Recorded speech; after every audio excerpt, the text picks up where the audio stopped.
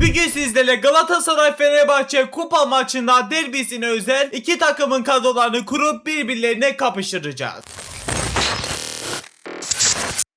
İlk önce Galatasaray kadromuzun arkadaşlar dizilişi 4-2-4 olacak. Gördüğünüz gibi Galatasaray kadromuzun dizilişini seçtik. Fenerbahçe'mizin kadrosunun dizilişi de arkadaşlar 4-2-2-2 diziliş olacak. Dizilişlerimizi seçtiğimize göre sıra sıra her takıma 2 transfer yapacağız. İlk transferlerimiz o zaman kaleciyle olsun. Hemen ilk önce bir Fenerbahçe kadromuzdaysak Fenerbahçe kadromuzun kalecisini alalım. Fenerbahçe kadromuzun arkadaşlar kalecisi 100 genlik kartıyla Ederson olacak. Video dışında da tüm kartları hazırladım bu arada. Ederson'un da turuncu halini video dışında almayı başardım. 45 milyonluk değeriyle kadromuza geliyor. Kadromuza da geldik. Yedeklere girdik. Birazcık alta indiğimizde bulmuş olacağız. 105 genlik Ederson kalemize geldi. İlk Fenerbahçe oyuncumuz olmuş oldu bu şekilde. Şimdi Galatasaray kadromuza geçiyoruz. Kalecimizi alıyoruz. Galatasaray kadromuzun kalecisi 95 genlik kartıyla Uğurcan Çakır olacak. Video dışında da turuncu halini aldım. 100 genlik kartıyla kadromuza geliyor. Şimdi ise geldik kadromuza ve Galatasaray kadromuzun ilk transferini de hızlı bir şekilde kalemize ekledik. 2 gen atladık. 88 gen olmuş oldu Galatasaray kadromuz. Şimdi geçelim Fenerbahçe kadrosuna. Sol bek ve sağ bek oyuncularımızı alalım. Fenerbahçe kadromuzun sağ bek kısmında oynayacak kartı 107 genlik haliyle Semed olacak ama biz turuncu halini aldığımız için 112 genlik hali gelecek kadromuza. Bu arada arkadaşlar bu oyuncu sakat. Bu oyuncu Afrika Kupası'nda bu oyuncu kadro dışı ve benzeri şeylere bakmadan alıyorum. Kadroları kuruyorum. Bunu bilgisini vermek istiyorum. Şimdi de geçiyorum sol beke. Ve Fenerbahçe kadromuzun sol bek kısmında da Mert Müldür olacak. Maalesef sağ bek kartı var ama biz sol bekte oynatacağız. 113 genlik kartıyla kadromuza geliyor. Geldik kadromuza. Yedeklerimize girdik. Semedo'yu sağ bek kısmına ekledim gördüğünüz gibi. Sol beke de Mert Müldür ekledim. Mert Müldür maalesef biraz gen düştü, yapacak şey yok. Fenerbahçe kadromuz ise gördüğünüz gibi 92 gen oldum ve bu tarz derbi videolar için, kapıştırma videolar için de like'lere basılmayı arkadaşlar basalım. 300 like sizlerden bekliyorum. Kanalımıza da abone değilseniz, efsane videoları kaçırmamak istiyorsanız abone olup bildirim açmayı unutmayalım. Şimdi geçelim Galatasaray kadromuzun beklerine. Galatasaray kadromuzun arkadaşlar sağ bek kısmında oynayacak kart gördüğünüz gibi 104 genlik kartıyla Singo olacak. Maalesef video dışına bir türlü turuncu hali gelmediği için Singo'nun kırmızı dereceli halini oynatacağız. Alternatif pozisyon olarak sağ bek açık bu kartta, bunun bilgisini vereyim. Hemen de kadromuza geldik. Sol beki almadım pazardan çünkü arkadaşlar Galatasaraylı oyuncuların pazarda sol bek kartı olan güzel bir oyuncu yok. Zamanında etkinlikte almışım. Total bölümünde gördüğünüz gibi Jakobs'un kartı var. Onu geleceğiz, kadromuza ekleyeceğiz. Bu arada 3 tane derece basalım. Jakobs'a bu şekilde kalmasın çünkü çok düşük kaldı. 3 derece basalım, başka da basmayacağım. Gördüğünüz gibi 8 yaptık. 200 derecede verdik. Mavi derece yaptık. Yani boş yere derece yükseltme gidiyor ama ben videolarım en iyisini yapmak istediğim için güzel bir şekilde harcansın, sorun yok. Mor derece yaptık Jakobs'u gördüğünüz gibi. Şimdi ise gelelim Singo'muzu kadromuza eklemeye. Birazcık alta indik. Singo'yu bulduk. Sağ bek kısmını ekledik ama bu şekilde kalmayacak Singo tabii ki de, çünkü beceri puanlarımızı basabiliriz. Defansa verelim. Ciddi stoper dedik ve 10 ale diyerek %99 gen artışıyla turuncu olsaydı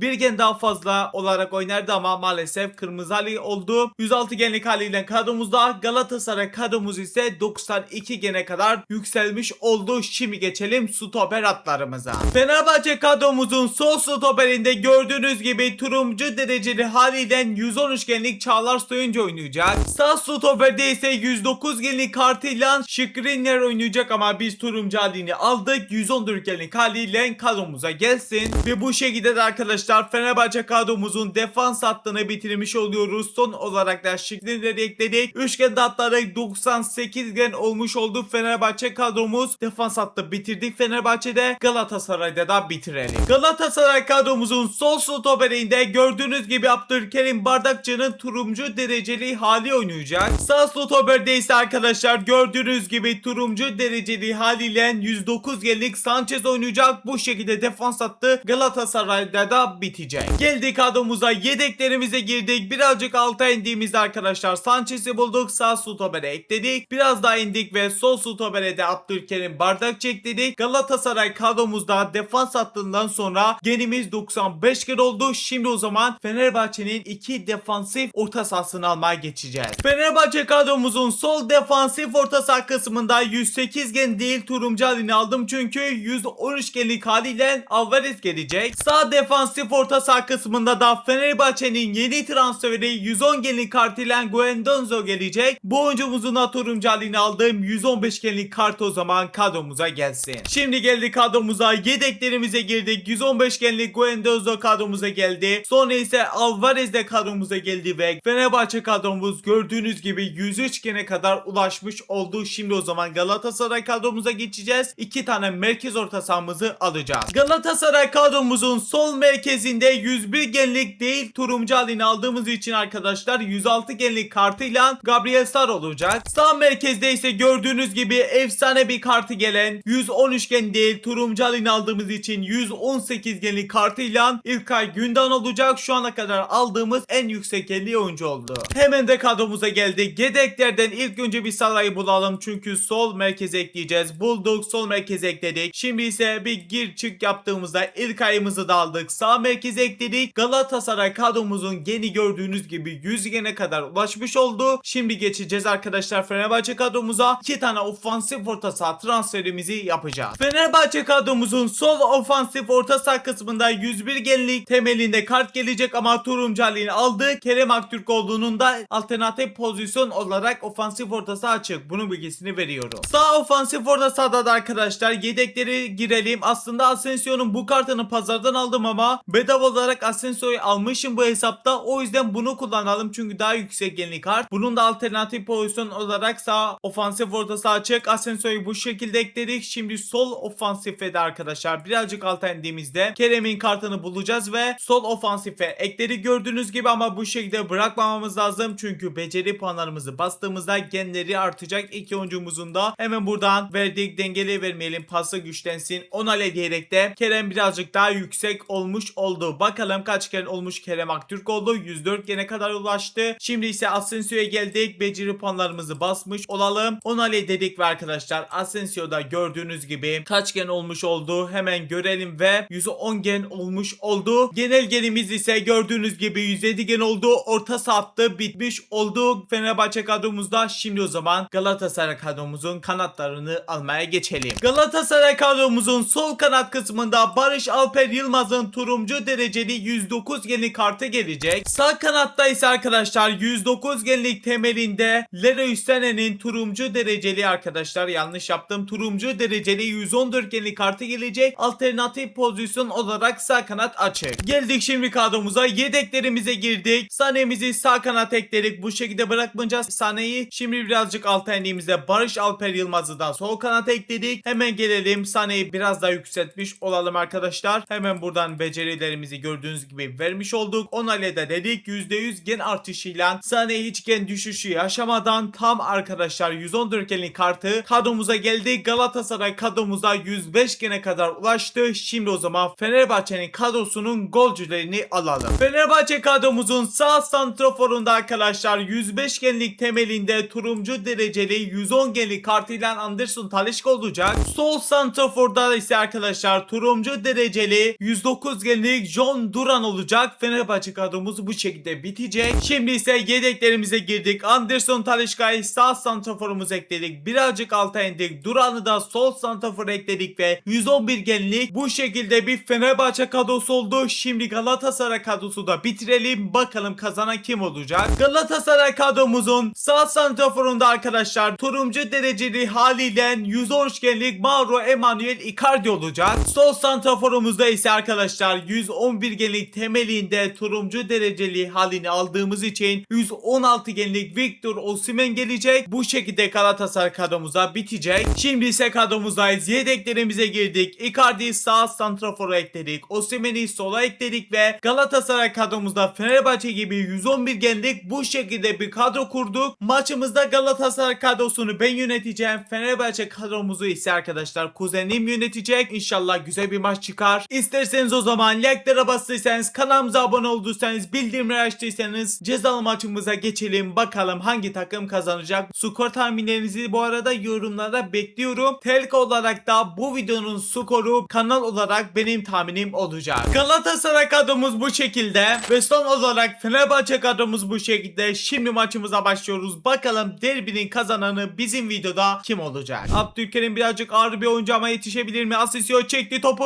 ve şut gelecek mi? Sanchez alamadı. Duran çok güzel vurdu ama Uğurcan Çakır güzel bir şekilde başarılı oldu. Şutta şimdi korner geldi içeriye, güzel orta karşılayan Singo. Asensio dönen topu aldı, uzaktan denedi. Birazcık garip bir şut oldu. Savunmamız da uzaklaştırdı. Şimdi yeni transfer uzaklaştırdı. İyi bir pas attı hatta. Kerem Aktürkoğlu, Talisca döndü sola doğru, veremedi. Şimdi Victor Osimhen döndü sola. Barış Alper çalımını atamadı. Yine atamadı maalesef. Asensio pasını ortaya doğru, Talisca döndü Kerem'e. Kerem Abdülkerim'e doğru attı. Çok kötü bir pas. Victor Osimhen şimdi kaptana Icardi'ye. Icardi en sağ çok güzel gördü. Leroy Sané. Leroy Sané çekti topu. Icardi'ye verdi. Icardi şutu geldi 1-0. Derbide ilk gol, ilk şut Icardi'den geliyor. Pardon, ilk şut şeyden gelmişti. Asensio'dan gelmişti. Gördüğünüz gibi Sané çekti. Çok güzel bir pas. Icardi de en iyi yaptığı şeyi bitirmeyi çok güzel yaptı ve derbide 1-0 öne geçti Galatasaray. Kerem Aktürkoğlu kendi sahasında paslaşıyor Fenerbahçe. Kerem Aktürkoğlu sürdü. Icardi'ye bir çalım atma denedi, attı da. Alvarez pasını verdi Talisca. Tek pas şimdi Duran'a ama Singo dokundu. Hala Duran'da top. Duran biraz yavaş kaldı. Gabriel Sara önünü kapatmaya çalışıyor. Çok güzel geldiler. Bu arada önü bomboş. Şut Mert Müldür'den. Bekten geldi. Şutunu da çekti ama Uğurcan Çakır bir kez daha izin vermedi. Derbi heyecanlı bir şekilde devam ediyor. Singo uzaklaştırdı. Şimdi Asensio uzaktan denedi. Gabriel Sara'ya çarptı. Çağlar'dan önce aldık. Barış Alper. Gabriel Sara kontra çıkmaya çalıştık ama maalesef aldığı Şıklinler. Semedo şimdi uzun bir pas ama hatalı pas. Barış Alper derken ilk yarı derbide 1-0 Icardi'nin golüyle Galatasaray önde.